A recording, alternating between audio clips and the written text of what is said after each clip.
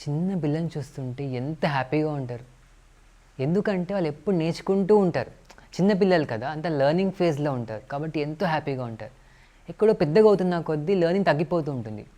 దానివల్ల హ్యాపీనెస్ కూడా ఎఫెక్ట్ అవుతూ ఉంటుంది. కొటేషనే ఉంది కదా, లెర్నింగ్ ఈజ్ హ్యాపీనెస్ అని. అది నిజంగా ట్రూ అనిపిస్తూ ఉంటుంది.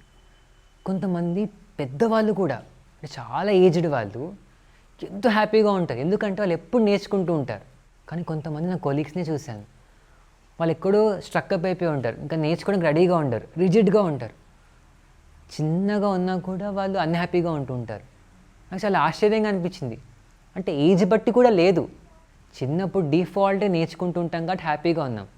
కానీ కొంతమంది దాన్ని ఇంకా సస్టైన్ చేస్తూ ఉంటారు, దాన్ని కంటిన్యూ చేస్తూ ఉంటారు, ఆ లెర్నింగ్ స్పిరిట్ని మెయింటైన్ చేసుకుంటుంటారు. దానివల్ల ఎంతో బాగా అసలు విషయం ఎలాగో నేర్చుకుంటారు, కానీ దాని వెనకాల ఎంత జాయ్ కనిపిస్తుందో, ఎంత హ్యాపీనెస్ ఉంటుందో వాళ్ళల్లో. అంటే లెర్నింగ్ ఉంటే ఇంత హ్యాపీగా ఉండొచ్చు ఒక మనిషి, ఇంత అద్భుతంగా ఉండొచ్చు అని నాకైతే ఆశ్చర్యంగా అనిపించింది. అదే చిన్నగా ఉన్న వాళ్ళు కూడా లెర్నింగ్ ఆపేస్తే, నేర్చుకోకుండా ఉంటే డల్గా లైఫ్ లీడ్ అయిపోతూ ఉంటారు. సో లెర్నింగ్ ఈజ్ హ్యాపీనెస్ అనేది కొటేషన్ వినటమే కాదు, ప్రాక్టికల్గా చూడగలిగాను.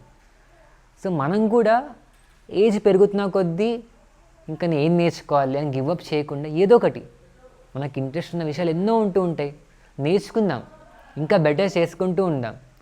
మనం అప్గ్రేడ్ అవ్వాల్సిన, నేర్చుకోవాల్సిన ఎన్నో విషయాలు ఉంటూ ఉంటాయి. ఎప్పుడు ఏదో ఒకటి వస్తూనే ఉంటుంది, మనకు ఎన్నో చేయాలనిపిస్తూ ఉంటుంది, మనకు ప్యాషన్ ఉన్నవి కూడా ఉంటాయి కదా. సో ఏదో ఒకటి నేర్చుకుందాం, మన కోసం నేర్చుకుందాం, మనం హ్యాపీగా ఉండడం కోసం నేర్చుకుందాం. ఈ ఎక్స్పీరియన్స్ మాత్రం మీ అందరితో షేర్ చేసుకోవాలనిపించింది. నిజంగా మన లెర్నింగ్ ఎప్పుడు ఆపొద్దు, బికాస్ మనం హ్యాపీగా ఉండాలి. అల్టిమేట్గా మనం హ్యాపీగా ఉంటే ఎంత బాగుంటుంది. దానికోసం లెర్నింగ్ అనేది చాలా తోడ్పడుతుంది. ఏదో ఒకటి నేర్చుకుందాం, మనకు అవసరమైన నేర్చుకుందాం, అప్గ్రేడ్ చేసుకుంటూ ఉందాం, బెటర్ అవుతూ ఉందాం.